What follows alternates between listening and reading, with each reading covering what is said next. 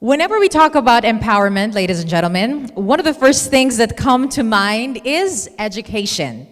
It is a singular magical key that opens doors to a world of possibilities. Education isn't just about books and classrooms. It's a beacon of hope, a spark for change, and the secret to unlocking the potential of individuals and societies alike. And who better to tell us more about this than the founding dean of the College of Humanities and Social Sciences at HBKU Qatar Foundation. Now we've got a very special treat for everybody because joining her for a one-on-one chat is the founder of La Difference PR agency. So please help me in welcoming on stage Dr. Amal Al Malki and Samar Abou Farah.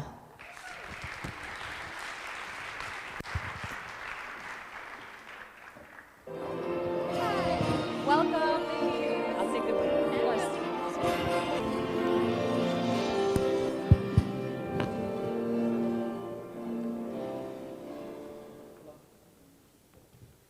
Good morning, everyone.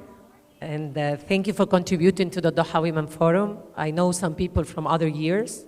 Mr. Rashid, you made it difficult to me because your speech was amazing. And I'm not a speaker. I'm just trying to support women, and here I am with one woman that I admire a lot, Dr. Amal. I would like to say some words about Dr. Amal before I go to the questions. Dr. Amal Al Malki is a Qatari scholar, educator, public speaker, social commentator, and advocate of women's rights and gender equality. She holds a PhD in comparative literature from the University of London, where she also earned a master's degree in English, Arabic, Applied Linguistics, and Translation. Dr. Amal has published her book titled Arab Women in Arab News, Old Stereotypes and New Media, which was lauded as the first comprehensive study of the topic in the world. 3 years ago, she launched the Women of the Middle East podcast to create a feminist narrative in the region and also to build new areas of knowledge and activism that will enable women to be empowered. So big applause to Dr. Amal. Dr. Amal, in your work and research, you've emphasized the importance of education in empowering women. Could you share some specific examples or initiatives where education has played a vital role in advancing gender equality in the Middle East? Good morning, everyone, and thank you for being here. It's always a pleasure to be here among other women and men whose main cause is gender equality for sure. Very specific question, but allow me to contextualize it first. Education and empowerment, of course, go hand in hand. Education is the first empowering factor for girls and women. It gives them access to quality education. It also breaks stereotypes when women enter previously gendered disciplines like architecture or engineering. Education also provides women with the means to be financially independent, right? And contribute to national economies. Let's take it a level higher. An education that is well-versed in human rights and value-based is one that would create women and men who create equitable realities for both of them at home, at work, but also in all other fields of life. This is where you see the ripple effect, right? You see where women are represented more in terms of numbers in government, in politics, in all areas of life, really. So this is where gender equality takes place. Good example, of course, unfortunately none of the in the MENA region, is the countries that did very well and performed well in terms of the global gender gap index, which benchmarks gender parity across 146 countries. And those are Iceland, Norway, and Finland. We're way behind. But to answer your question, there are other examples best describing the connection between education and women getting more freedom, more, more mobility.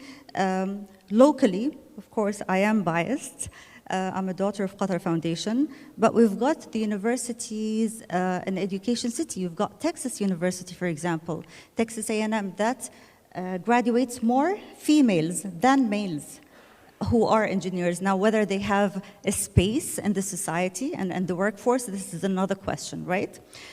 We've got Georgetown University that have been graduating generations of women diplomats, and we see them this year more than other years. You see the women diplomats. We've got Northwestern University that qualifies journalists, and you know the power of word and representation is big. So we've got that, and again, being biased, I've got the program that I've launched at the college in Hamad bin Khalifa University, which is Gender and Women Studies, Women, Society, and Development. What it does, it equips women with the knowledge and the tools to know her own rights, but also to be able to benefit the society in all fields, any field that would talk about equality, diversity, as both gender analysts and experts. Across the MENA, there have been many, many programs in Iraq, in Jordan, in Egypt, that would cater for different type of women, especially the disadvantaged. But we've seen lately their focus on digital and entrepreneurial. Again, empowering women financially is a huge thing, and we know that. Once a woman is able to provide for herself and her families, her family nourishes, her family thrives. Thank you for that.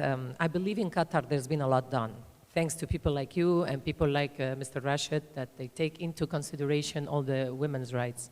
About your podcast, how do you see the power of storytelling and media in shaping perceptions and driving social change, particularly if we talk about women's rights and empowerment? Now, media plays a huge role, of course, and that was the subject of my book. It's always played a role in forming perceptions about others and women. We know, for example, Western media have played a huge role in the distorted images about Arab and Muslim women, right? Both during colonialism and after that. We've seen it until this day in Hollywood, and the stories they tell about us. We were the harems at some point, and today we're still subject to oppression, and you know, from the religion, from men and all that, which is not true. You mentioned my book, but in a nutshell, the book spoke about how the stories about us were distorted, but also how the stories we tell about our women are incorrect as well. So I looked at both Western media and media from the Arab world. So most Arab media are equally guilty of misrepresenting women in the region. So as a woman from this region, and who believes, of course, in the long-lasting power of storytelling, I wanted to do that. I wanted to tell my own story, but I wanted other women to tell their own stories, the goods and the bads and the ugly. So women tell their stories without embellishment, right? They call out the patriarchal customs. They speak about the challenges they faced. They speak about the allies, the men, the families that they have too. And they uncover what we don't see. Again, we are in Qatar. We're in such privileged situation, but you don't see women in other places in the MENA region and what they face, whether on a financial economy or politics or segregation and other things. So I wanted to do that. They speak about how women empowerment has become a card that governments use for the international community, but where they need to be empowered locally in their own societies. And I hope this is what the podcast is doing. Good luck with that, and I'm following you already, so I encourage everybody to do the same. As someone deeply involved in advocating for women's rights and Arab identity, what are some of the key challenges you've encountered in your efforts? And how do you envision overcoming these challenges to further empower women in the Middle East? Do you really want to hear that? Look, I'm a firm believer in empowerment of women, and that when we say empowering women, we really need to empower her circumstances. Yes, of course, any woman needs to feel her worth. So sometimes we need to work on women themselves. But to say the truth, we need to work on the shackles, one and remove it one by one. So many of my own experience and observation is faced by patriarchal cultural modes of sexism. There are sometimes out there that you can actually call out and say, oh, this is sexist, but others that you can't. So I'll tell you some example. What women like me face is cultural sexism and gender-related microaggressions, and we speak about microaggressions when it comes to race, but also when it comes to sex. They're embedded in the cultural structure that make them accessible and acceptable to be carried out. From what we call now, gaslighting and mansplaining and all of that. When a woman in her workplace, including academia, don't think academia is the best place to be for women. Actually, it's just as other places. You're subject to contracts that don't acknowledge you or acknowledge your service as equal to men, pay gap. This is sexism, right? Or if your contract wouldn't grant you a maternity leave or maybe one in 3 years, this is sexism. Where in your work or work trajectory forces you to choose between promotion and between your family, this is sexism. And this happens in academia too. Now, the microaggressions are the hardest or harder to be pointed out. When a woman is called by her superiors, or of course men, to be emotional, aggressive, unreasonable. But what's wrong with that? Exactly. Some ladies, they are governing very well because they have all that. I think we emotional. need to understand that women and men, we are very different, but without the help and the support of men, this doesn't work.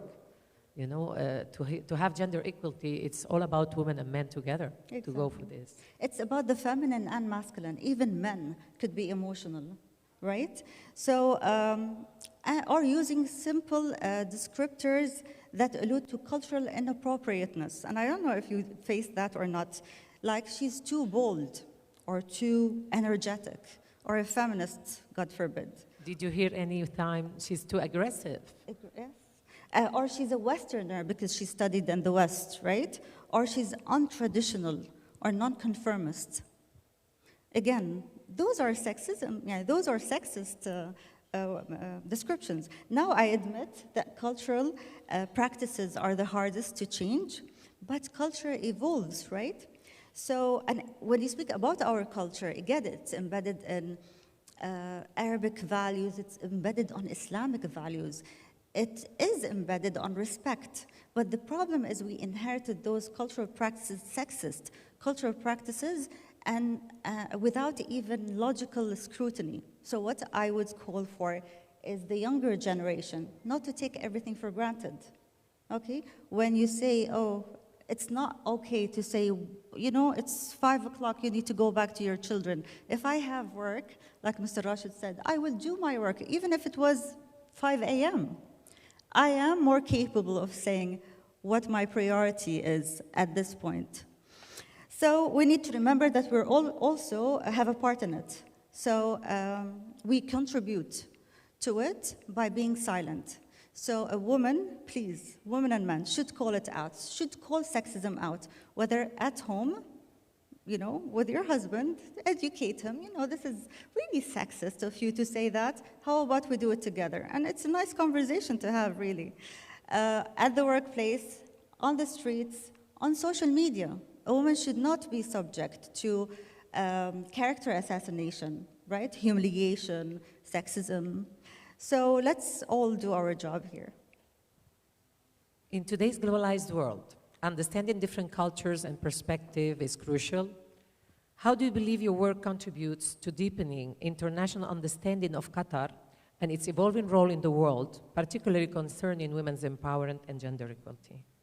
Well, it goes without saying because of, academia. Well, it's my job and my calling as an academic and scholar, but at the same time as an advocate. And I love saying that I'm a convert who converted from academia to activism. It's a part of what I do as writing, lecturing, mentorship. But also, if you think about, and the podcast, of course, which I'm really happy to know that it's become on the reading list of many programs in the West and the States. So that's really good. I don't think people have read my book as much as they've listened to the podcast, which is also great. But also, when the world's gaze was on us in Qatar last year during the World Cup, I was out there speaking too to international news agencies about women's participation, what we're doing amazingly in Qatar, but also the challenges that women are faced with, because sometimes men don't know. And we need to really educate them about what we face and how, if we are to overcome those challenges, we'll do better, of course. I'm keen on embedding my locality with the global context because I can, because of the language I communicate with, but also because of who I am as a person. I'm a hybrid, and when I speak about Qatari women, I want to make sure that I don't speak about Qatari women only. I speak about all women. I don't want to leave anyone behind. How do you feel that I believe you represent a lot of women here. How do you feel about other countries, embracing the Arab identity after the World Cup? Do you think or do you see a change towards Qatar?